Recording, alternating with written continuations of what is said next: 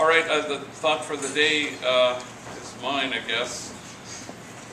There's a Chinese proverb that says the beginning of wisdom is to call things by their right name. So we want to find the right name for things. You know, I want to find the right name for what was done to me as a kid.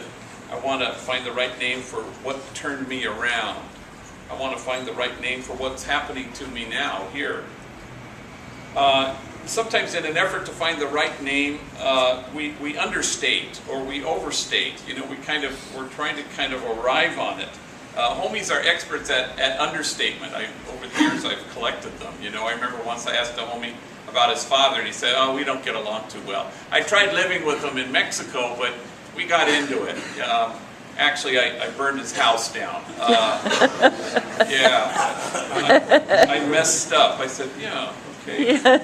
Another one said, "Yeah, I don't think my suegra likes me," my mother-in-law. I said, "What gave you that impression?" "Well, she stabbed me once, and the other day she tried to run my ass over with her car." I go, "Yeah, what was your first clue there?" Sometimes we want to see things all the way through to their end. We want to arrive at whatever victorious meaning there is, because we want to call things by its right name. And that's what people do. People criticize me sometimes about this place, and they say, "You don't need all these people to run the place." And I always say, run the place. These people are the place. It's all a question of arriving at kind of what the name is. And we want to call this place by its right name: community, acceptance, love, family.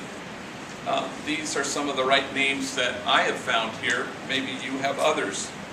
Richard Mexico is sort of a hero of mine who died a couple years ago. He was on death row and was in prison for, I don't know, 30 years probably.